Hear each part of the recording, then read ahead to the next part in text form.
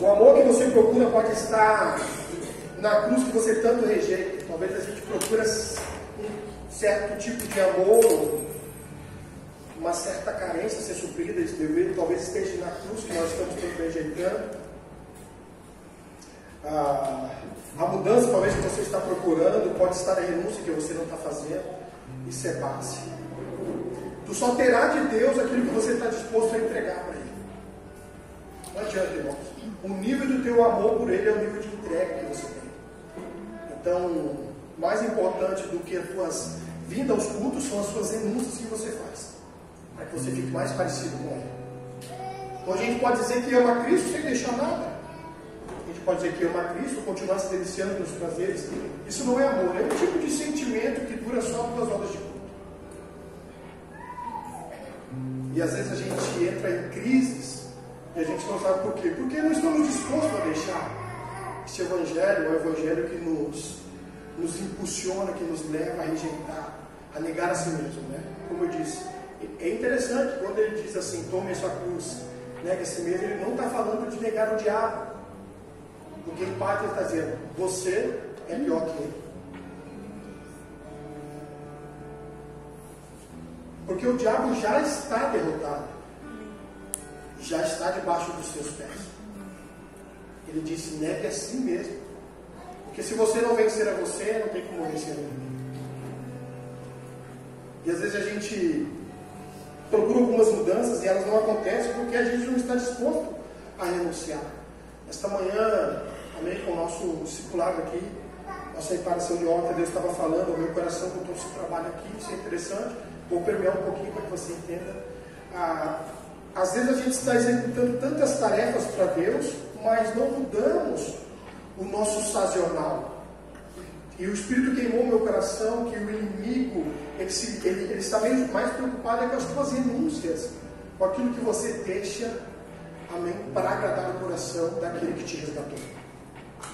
Então o que incomoda Satanás é o que você está disposto a renunciar por amor a Cristo.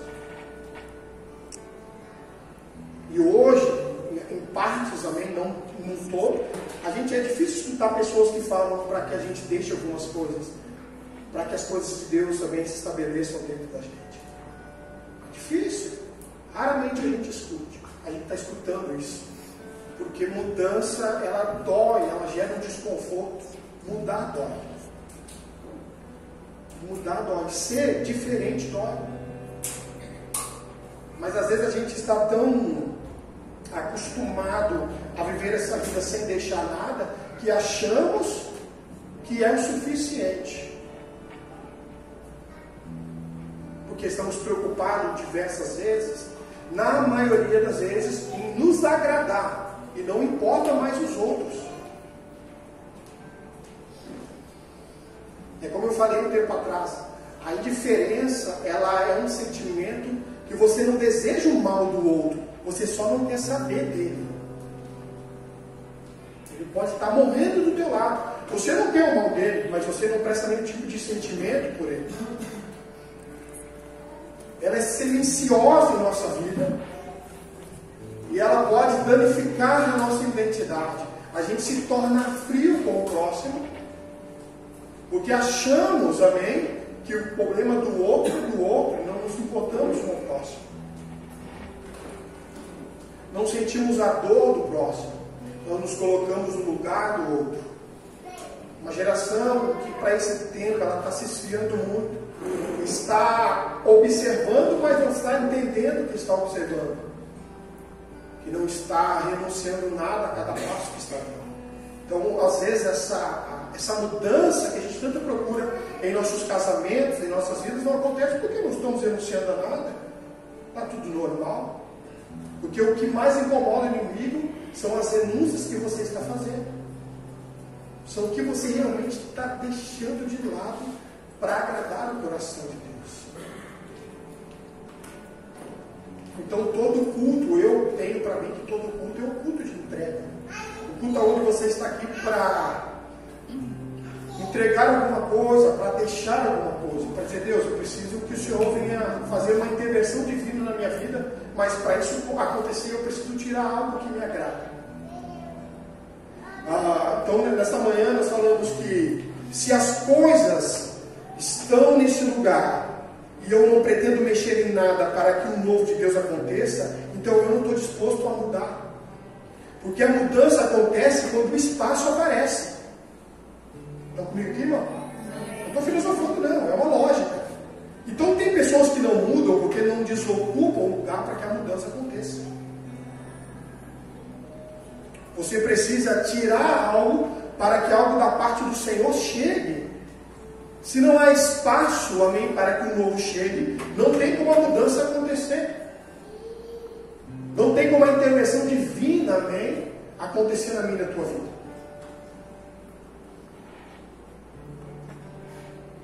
Então, para mim, todas as vezes que eu estou abrindo a palavra do Senhor, eu tenho que permitir que ela me abra também.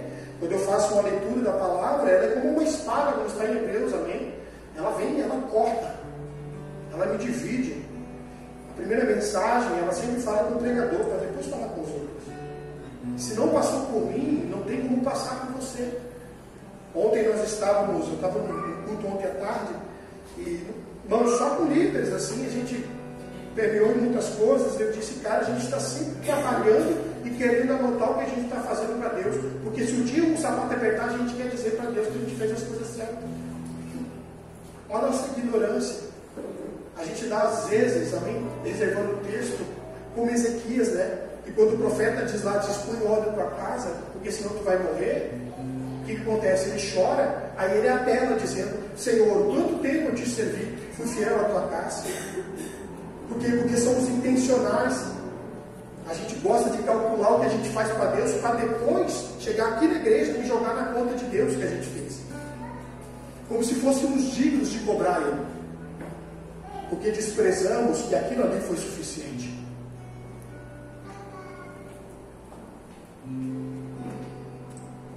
Eu estava falando esses dias, talvez não está pesando mais essa questão da morte por nós. Talvez a gente precise trazer novamente o cheiro da cruz em nossas narinas.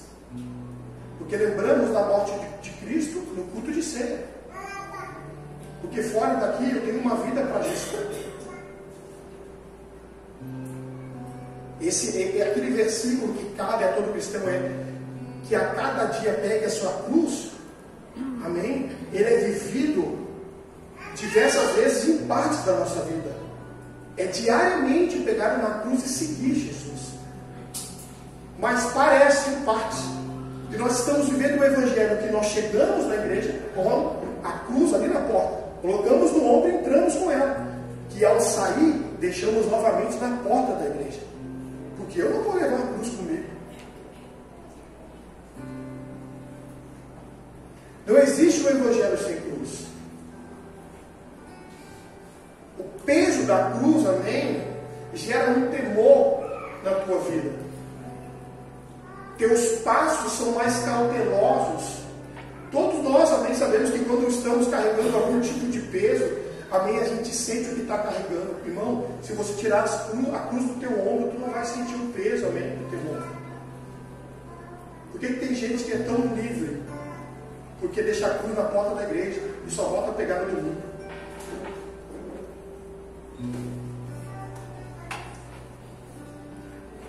O amor de Deus por nós é um assunto muito seguro para pensar do que o nosso amor por Ele.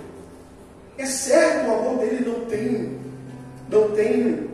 ruptura. O amor dele por nós é um assunto muito seguro para que a gente possa pensar. É mais forte do que nosso amor por Ele, porque hoje eu posso estar intenso por Ele e amanhã nem desejá-lo mais. Porque eu estou tão, amém, obstruído, eu estou tão ocupado com meus afazeres que eu não tenho tempo de contemplar o quanto Ele já foi bom na minha vida. Encontramos diversas vezes um pai e uma mãe que não tem a capacidade de tocar na cabeça do filho quando ele passa na sua frente e dizer: Deus, abençoe essa geração, abençoe meu filho. Não temos força o suficiente para colocar a mão sobre o crânio da criança e profetizar sobre ela. A Bíblia diz que quando Moisés estava lá guerreando, Interessante que quando ele estava com as mãos erguidas, ele estava vencendo, amém? E quando a mão abaixava, o exército lá também, amém, começava a perder. E parece que a gente está perdendo a nossa força. Eu vou dizer uma coisa para você, pai, mãe, homem, não moleque, homem, mantenha suas mãos levantadas. Porque só com as mãos levantadas você vai continuar vencendo. Mantenha elas levantadas.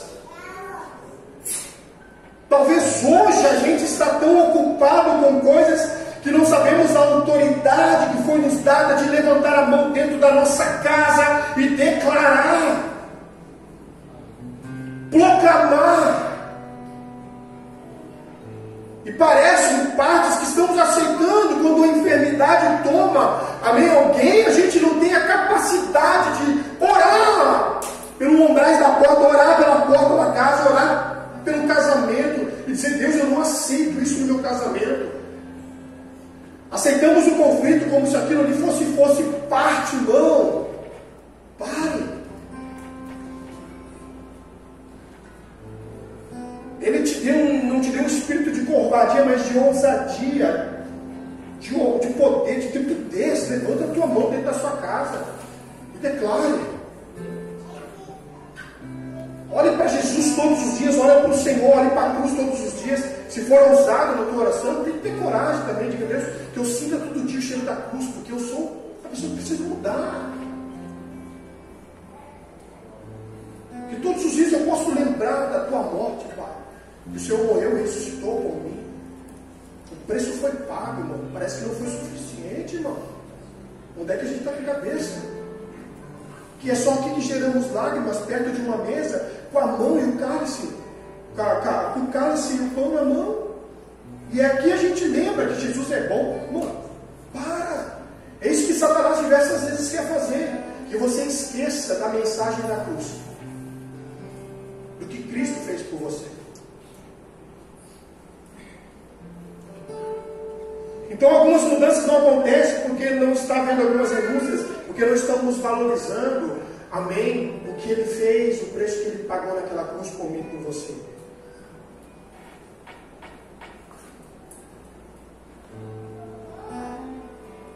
Enquanto as pessoas estão confusas, elas permanecem ofuscadas, mesmo diante da tão clara luz. Enquanto as pessoas estão confusas, elas permanecem ofuscadas, mesmo diante de uma clara luz. Porque nós podemos estar aqui vendo claramente, escutando uma palavra dita verbalmente, e mesmo assim estamos ofuscados, não conseguimos acreditar, tendo a clara luz daquilo que realmente Cristo fez. Porque Satanás conseguiu nos convencer e nos colocar num lugar de derrota, e achamos que é isso aí mesmo.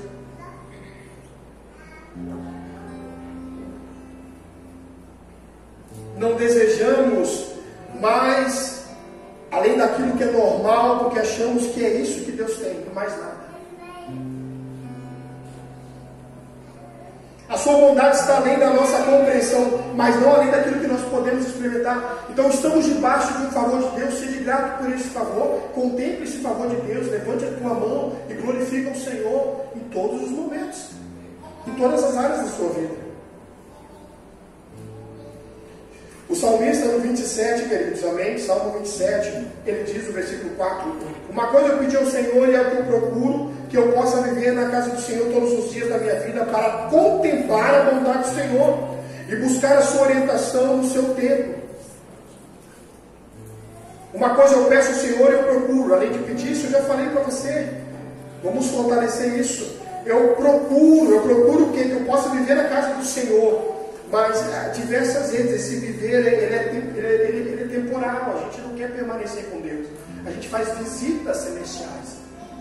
Mudar. A gente faz visitas espirituais. A gente vem para cá e a gente é espiritual aqui.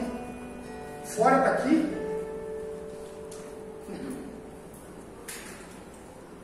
já não valorizamos o poder da cruz. O quão o Senhor é importante para você.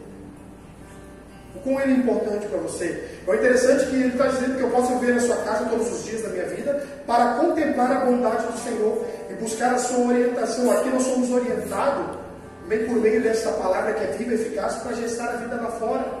Mas parece que quando nós estamos batendo o pé daquela porta para fora, tudo que nós estamos ouvindo aqui é roubado da gente. E aí lá por quarta-feira, a gente já esquece do que o pastor falou. Por quê? Porque já somos acostumados a não valorizar mais o poder da cruz em nossa vida.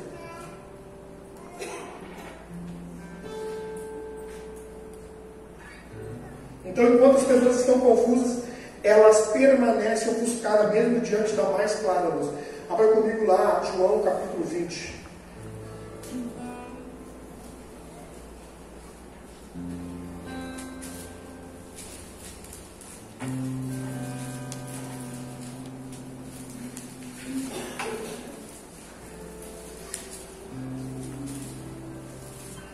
João capítulo 20. Eu quero ler com você o versículo 10, amém? Essa rota da ressurreição. Vamos falar alguma coisa, vou trazer algumas coisas para você sobre esse momento. Jesus apareceu a Maria Madalena. Vamos lá, João capítulo 20, versículo 10. Tempos e vamos conversar, amém? Os discípulos voltaram para casa. Maria, porém, ficou à entrada do sepulcro, chorando. Enquanto chorava, curvou-se para olhar dentro do sepulcro e viu 2 anjos vestidos de branco, sentados onde estivera o corpo de Jesus, uma cabeceira e o outro aos pés. Versículo 13. Eles lhe perguntaram: mulher, por que você está chorando? Levaram embora o meu Senhor, respondeu ela, e não sei onde puseram. Nisso ela se voltou e viu Jesus ali em pé, mas não reconheceu. Por quê? Porque ela estava ofuscada mesmo diante daquela luz. Ela estava completamente oprimida pela tristeza. A tristeza, ela ofusca a tua forma de enxergar. A tristeza, ela vai embaraçar a tua visão. Você não consegue enxergar mais nada além de lágrimas nos olhos. É que nem eu falei, na dor você não pensa. Na dor você só se concentra nela para expeli-la, para tirar para fora. Ninguém consegue pensar em dor. Dor é terrível, eu sei que é dor, né? Essa dor é. Dor você não consegue raciocinar. Então, vamos lá. Disse ele: mulher, por que você está chorando? Quem você está procurando? Pensando que fosse o jardineiro, ela disse: se o Senhor o levou embora, diga-me aonde o colocou, e eu o levarei. Jesus lhe disse: Maria. Então voltou-se para ele. Maria exclamou em aramaico, em Raboni, que significa mestre. Jesus disse: não me segure, pois ainda não voltarei para o meu Pai. Vá, porém, aos meus irmãos e diga-lhe: estou voltando para o meu Pai, Pai de vocês, para o meu Deus, Deus de vocês. Maria Madalena foi e anunciou aos seus discípulos: eu vi o Senhor, e contou a eles, a todos eles ali, né? Ao cair da tarde daquele primeiro dia da semana, estando os discípulos reunidos, a portas trancadas por meio dos judeus, Jesus entrou. Pensa no rebuliço, tá, irmão, né? Pensa no loucura, isso, as portas trancadas, com medo dos judeus. Está com Jesus, não precisa ter medo, não. Estando os discípulos reunidos com as portas trancadas por meio dos judeus, Jesus entrou, pôs os pés, pôs no meio deles e disse: paz seja com você. Tendo dito isso, mostrou-lhe as mãos e os lábios. E os discípulos, alegrados quando viram o Senhor. Novamente Jesus disse: paz seja com vocês. Assim como o Pai me enviou, eu os envio. E com isso soprou sobre eles e disse: recebam o Espírito. Se perdoarem os pecados de alguém, estarão perdoados. Se não perdoarem, não estarão perdoados. E aí vem o cara que realmente tem 2 personagens na Bíblia que me chamam muita atenção, que eu acho que são máximos, esses caras. É aquele filho que cai em si, que esmaga o ego, e o Tomé, que não esconde a sua verdadeira realidade. Tomé, para mim, é o cara. É esse aí e o filho pródigo, que ninguém fala nada, ele conhece as suas bobagens. Então são 2 personagens que me chamam muita atenção. Eles não vivem uma vida superficial, eles não escondem a verdade e a fraqueza dele. O filho que cai em si, que diz: cara, o que eu vim fazer da minha vida aqui? Estou querendo que os povos querem. Vou voltar para o Pai. E Tomé, sendo um deles. Olha só o que diz o versículo 24. Tomé, chamado Dídimo, um dos 12, não estava com os discípulos quando Jesus apareceu. Os outros discípulos disseram: vimos o Senhor. Mas ele disse: se eu não vir as marcas dos pregos nas suas mãos, não colocar o dedo onde estavam os pregos, não puser a minha mão no seu lado, não crerei. Cara, ele estava dando a real, dizendo: cara, se vocês viram, eu preciso tocar. Às vezes a gente é tomado por uma síndrome de Tomé. Quem é que é tomado por uma síndrome de Tomé? Pô, incrível isso aí, mano. Vamos terminar o culto. Nós somos tomados pela síndrome de Tomé diversas vezes, que a gente precisa ver. Precisamos tocar, porque isso a gente não consegue acreditar. Eu acho interessante porque eles falaram: olha só, Jesus está aqui. Ele disse: cara, eu não acredito nisso. Mas o que mais espanta é porque eles estavam esperando um Jesus cheio de defeito, com suas cicatrizes. Não, era a marca ao lado e os furos na mão e os pés. Então, esse Tomé, ele diz assim: cara, eu não sei onde vocês têm fé, mas se eu não tocar em Jesus, eu acho que acabou aqui meu evangelho. Acabou aqui minha crença. Eu gosto tanto desse momento que ele descreve como ele é. Uma semana mais tarde, os seus discípulos estavam outra vez ali, e Tomé com eles. Apesar de estarem trancadas as portas, Jesus entrou, pôs no meio deles e disse: paz seja com vocês. E Jesus disse a Tomé: coloque o seu dedo aqui. Duas coisas eu aprendi por aqui. Como aqueles discípulos que estavam ali não falaram: cara, sai do meio de nós porque tu não serve para a gente. Eles falaram assim: Tomé, fica aqui, porque com o decorrer do tempo eu acredito que você vai ter fé como a gente tem. Mas a Bíblia diz que Jesus, amém, e eu acho interessante porque Jesus voltou para um cara que estava duvidando, irmão. Jesus volta até para aqueles que têm dúvida. Então ele diz: paz seja com vocês. Jesus disse a Tomé: coloque o seu dedo aqui e vejam as minhas mãos. Estenda a mão e coloque do meu lado. Pare de duvidar e creia. Disse-lhe Tomé: Senhor, Senhor meu e Deus meu. Aleluia. Se somos inseguros, amém, em nossa consciência em Deus, é porque nós não temos uma identidade firmada. Se somos inseguros em nossa consciência em Deus, é porque nós não temos uma identidade firmada, e é o que eu aprendo nesse lugar. É o que eu vejo nessa rota da ressurreição. Tantas coisas acontecendo e eles acreditando, mas Jesus se apresentando e mostrando: aqueles que vocês estão procurando entre os mortos está vivo. O interessante é que quando aquelas mulheres eles vão ao lugar onde Jesus estava, que ele já tinha ressuscitado, eles se encontram com o sepulcro vazio. Quando eles se encontram com o sepulcro vazio, amém, ou com o lugar onde Jesus não está mais, eles se encontram com eles mesmos. Olha só, o sepulcro vazio, aonde você vai, é o sepulcro onde você se encontra com você mesmo.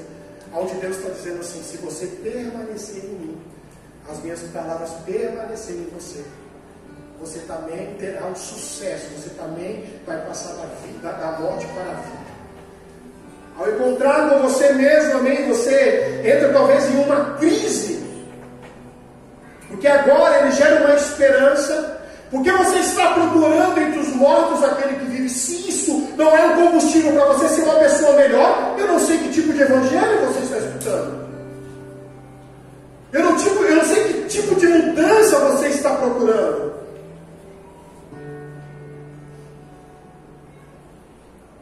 Para onde as palavras das pessoas estão nos levando? Para onde as palavras das pessoas estão nos levando? Quando esta mulher nem vai falar, corre para contar. Os discípulos estão lá à espera. Ele se revela. Para onde as palavras das pessoas estão te levando? Para onde, irmão? O que eu aprendi aqui é que nós devemos estar mais convencidos das promessas para amanhã do que da dor que nós estamos experimentando hoje. É o que o Senhor estava bem mostrando e ela não conseguia entender aquilo. Então é isso que eu entendo, que nós devemos estar mais convencidos das promessas para amanhã do que a dor que nós estamos sendo acometidos hoje. Ela não estava conseguindo enxergar porque ela estava tomada de tristeza, e ele está dizendo: ei, esteja convencido da promessa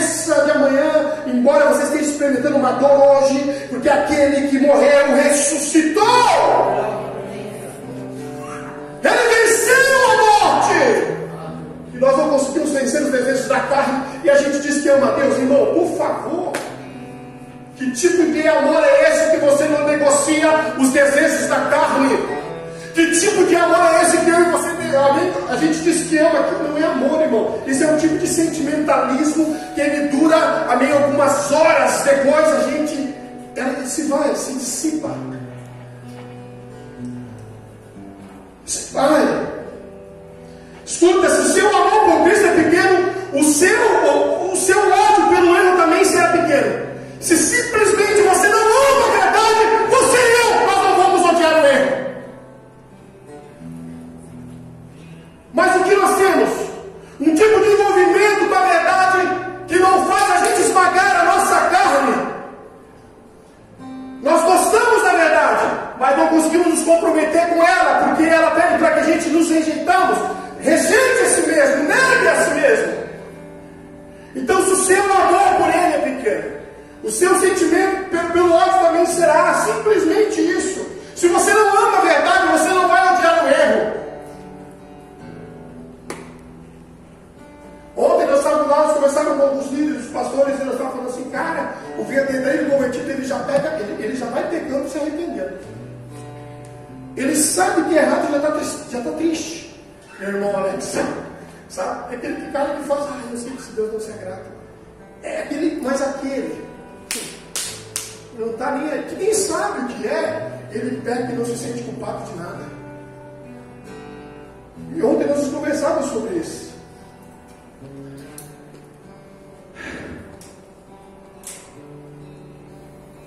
E às vezes a dúvida é um linear, né? A dúvida é uma questão intelectual. Desejamos crer, mas a nossa fé é sobrepujada, essa é a palavra, por problemas e perguntas. Enquanto nós estamos andando e não temos a certeza e convicção de que ele realmente morreu e ressuscitou, a dúvida ela ganha campo. Então a gente ela é sobrepujada, essa é a palavra. A gente entra com muitas perguntas e problemas diante de Deus e não conseguimos acreditar naquilo que Deus disse. E o interessante disso, nessa rota, amém, de ressurreição, eu aprendo isso aqui nesse lugar. Está convencido das promessas. Ele disse, eu vou morrer, eu vou ressuscitar. E eles estavam tão impactados com a perda e com a morte de Jesus, que eles se trancaram. Eles disseram assim, cara, já foi, ele era um profeta, agora não é mais. No caminho de Emaús, a Bíblia diz que quando eles estavam andando, Jesus tinha aparecido, eles não entenderam, mas queimava o coração deles. Eles não entendiam que era Jesus.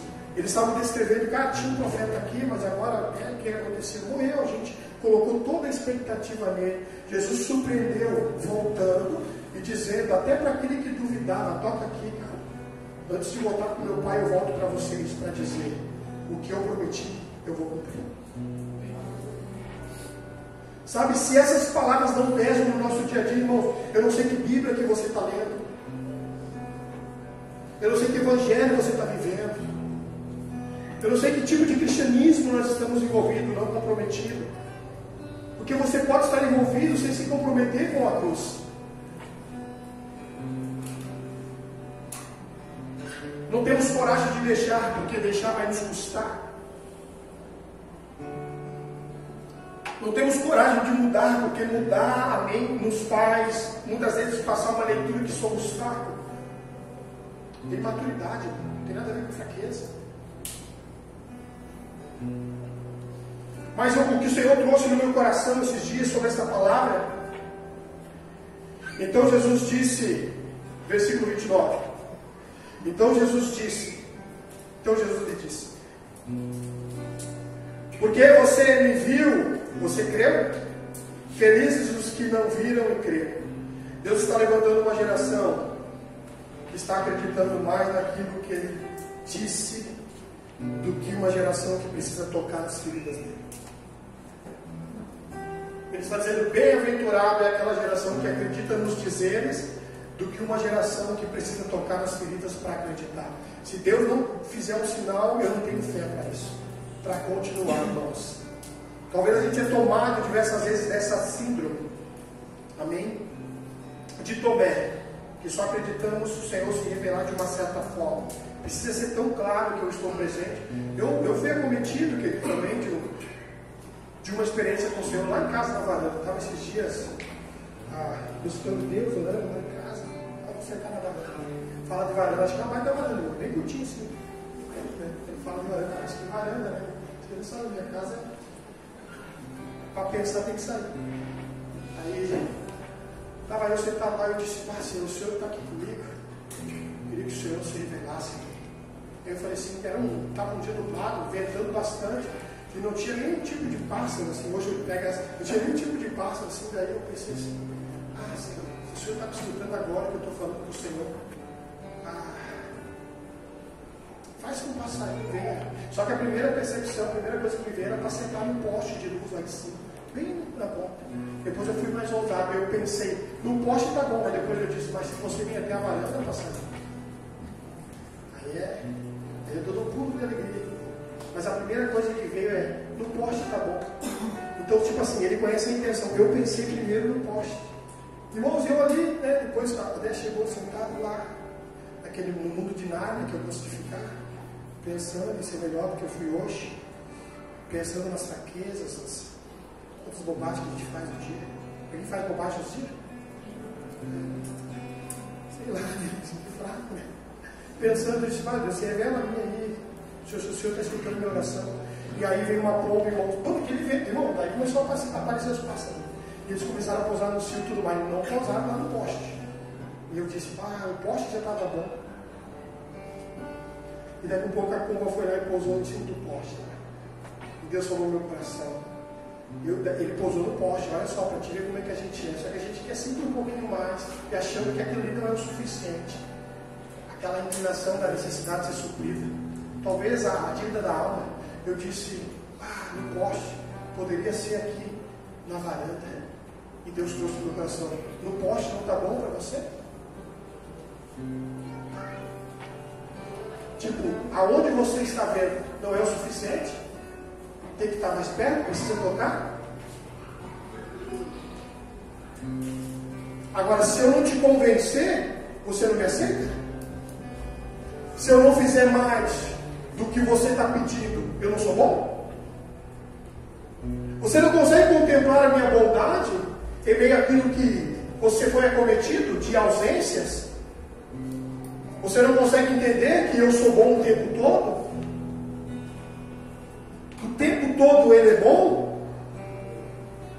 Por que nós sempre queremos mais? E parece que aonde Ele já se revela já não é o suficiente, como aqui.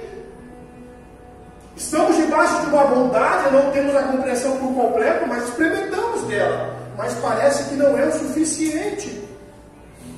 Por que, irmãos? Somos tão exigentes com Ele, e quando Ele é exigente conosco, a gente sequer mexe um dedo para mudar. Então a gente é muito bom para cobrar de Deus as coisas, mas somos muito difíceis para renunciar nossas coisas. O Senhor não tem problema nenhum em nos dar as coisas. Ninguém conta problema nisso. Somos muito abertos a receber. Temos dificuldade de entregar, irmão. Por quê? Porque a gente gosta de idolatrar. Porque somos apegados. Porque trabalhamos para nós mesmos. E nós queremos estar bem. E se nós transbordar, melhor ainda. Mas se Ele nos pedir, vai nos doer. E nós não queremos que Ele nos cause dor pedindo coisa. Então o nosso maior medo para esse tempo, para esses dias, temos um medo do que Ele pode nos pedir. Mas sabe, Ele nos leva a um lugar, eu acho muito interessante, Deus Ele não vai pedir para você o que você não tem a capacidade de entregar. Então agora você pode dizer assim, pastor, mas Deus pediu uma coisa para mim, eu não vou fazer isso, não. E se Ele pediu é porque você tem a capacidade de entregar. Deus nunca ia pedir uma coisa que você não tem capacidade de entregar. Então a gente é muito bom de desfrutar da vida. A gente é muito bom de questionar Deus, mas somos completamente defeituosos na entrega. Deus disse, uma geração bem-aventurada que acreditou nos dizeres deles sem tocar nas feridas. Uma geração que ama Cristo e que está disposto a entregar e a renunciar para viver o verdadeiro Evangelho, o Evangelho de salvação, o Evangelho de restauração, onde nós entendemos que Ele nos curou, nos sarou, nos libertou, nos tirou do estado que nós estávamos e nos transportou para um estado melhor. Se você parar agora, amém, e começar a voltar atrás, eu acredito que você está melhor do que você estava, amém, uns meses atrás, uns anos atrás. Bom, você não me conhecia uns anos atrás. Que isso, pastor? Irmão, acredito que muita gente aqui, às vezes a lembrança, amém, do passado, traz um combustível para o presente. Enquanto você talvez, e eu e você éramos rude, tão fracos mentalmente, e o quanto o Senhor nos capacitou por meio da sua palavra, por meio da sua verdade. O quanto Ele já foi bom conosco, está sendo bom com a nossa casa. Mas mesmo o Senhor sendo bom com a nossa casa, a gente encontra muita dificuldade de entregar a Deus, sabe? Mas eu não sei, esse tempo é um tempo que, se Ele pedir, eu preciso estar disposto a entregar. Mas não posso ter medo no meu coração do que Ele pode pedir. Simplesmente eu tenho que confiar. Sabe, quando a gente lê aqui, no começo, né, que Abraão está lá de entrega, a gente já ouviu isso. Entrega o teu Isaac, entrega o teu Isaac. Não esquece esse negócio de Isaac. Não tem nada a ver com isso aí. Não tem nada a ver com isso aí. Sabe? É além disso aí, porque o Isaac a gente já sabe entregar, irmão. O Isaac a gente já sabe entregar, já está na Bíblia. O Isaac é fácil de entregar. A gente tem medo de entregar aquilo que a gente esconde. A gente tem medo de entregar aquilo que a gente, amém, se delicia. O Isaac é fácil de entregar. Agora ele diz assim: entrega o teu orgulho, entrega o teu ego, entrega o perdão, entrega a tua vaidade.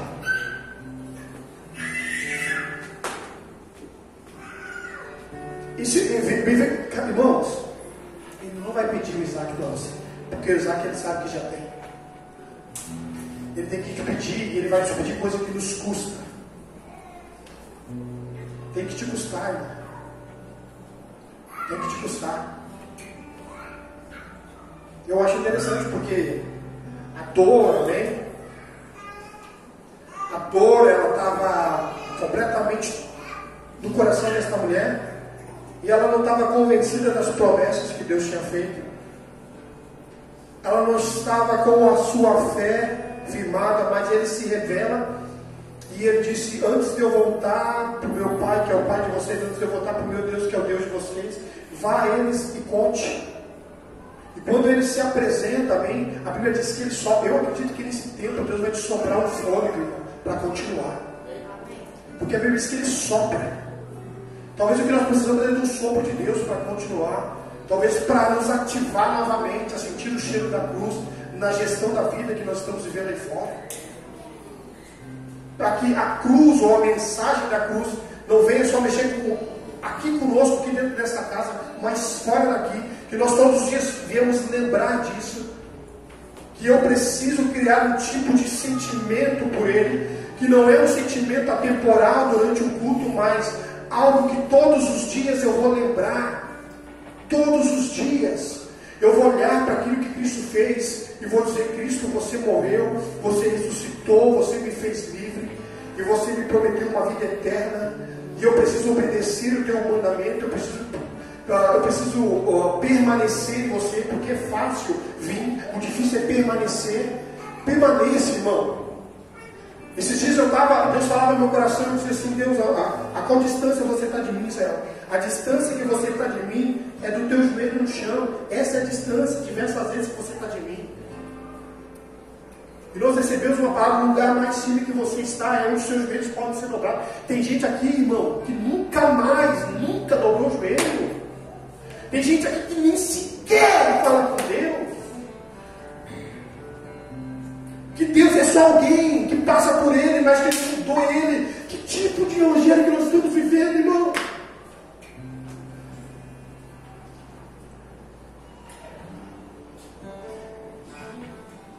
A Bíblia, essa palavra, se não mostrar no telão, nem sei onde é que está. Porque somos apaixonados por coisas. verdadeira palavra.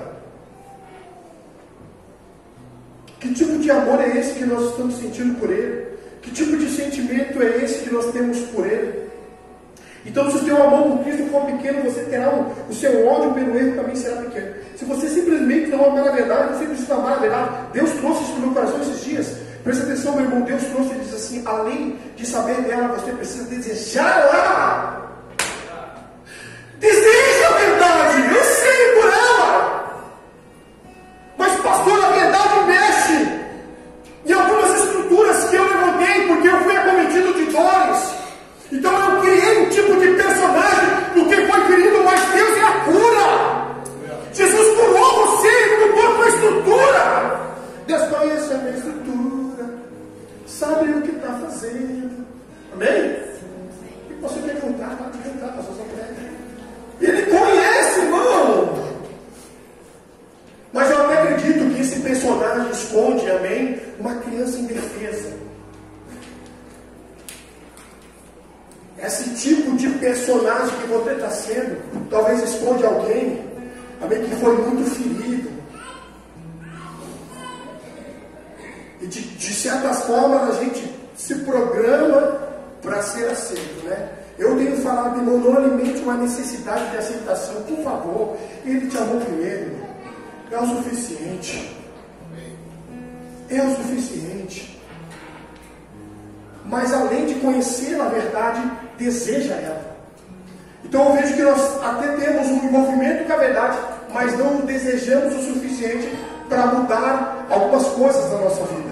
Então, além de conhecer e além de se envolver, deseje a verdade. Nós precisamos desejar esta verdade, ansiar por ela, porque desejando a verdade, amém, você vai andar segundo a vontade daquele que te resgatou, daquele que te curou. E a verdade, ela tem a capacidade de mudar a tua forma de pensar. Satanás, ele quer que você, amém, continue no padrão que você quer, no padrão que você está, porque nesse padrão não requer mudança, não requer esforço. O reino de Deus é tomado por esforço. Se esforce, além de gostar da verdade, deseje a verdade, anseie por ela. Diga a Deus, a tua verdade, ela não tem força só dentro da igreja onde eu estou com meus irmãos, ela tem força dentro da minha casa, ela tem força também sobre os meus filhos, sobre a minha mesa, sobre o meu trabalho. A tua verdade, ela não é uma verdade que só me alimenta lá, ela me acompanha todos os dias, todos os momentos. Então esteja convencido das promessas para o amanhã, do que a dor que nós estamos experimentando hoje. Não se compare, irmão. Nessa rota da ressurreição, eu vejo Cristo também se revelando em meio às fraquezas e aos medos, porque o medo paralisa a tua fé. O medo, amém, ele cria um lugar onde você não consegue mais ter o poder de criatividade, nem de esperança. O medo ofusca a tua esperança, ele ofusca a sua forma de olhar. O medo, ele coloca escamas diante dos seus olhos. Mas quando a verdade é revelada, quando o sopro é dado, amém, o Senhor capacita eles, dizendo: agora eu estou aqui. E vocês vão anunciar as boas novas, porque aquele que morreu ressuscitou no terceiro dia. O Evangelho ganhou voz e disse: nós pregamos Cristo ressuscitado. Ele morreu e ressuscitou. Está vazio, irmão. O sepulcro está vazio. Então isso tem que ter força na nossa vida. Esse é o Evangelho que nos trouxe até aqui, vai nos levar até o final, em nome de Jesus. Em nome de Jesus. Então vale a pena renunciar, porque Ele morreu e ressuscitou. Amém? Ele mudou a minha vida, Ele mudou o estado que eu estava. Ele transformou a minha vida e a verdade dele. Eu não só desejo na igreja, eu desejo todos os dias. Eu amo a verdade. Você precisa amar a verdade. E amando a verdade, você vai criar coragem para mudar o que precisa ser mudado, porque só a verdade tem poder para mudar você. Em nome de Jesus, vamos colocar de pé.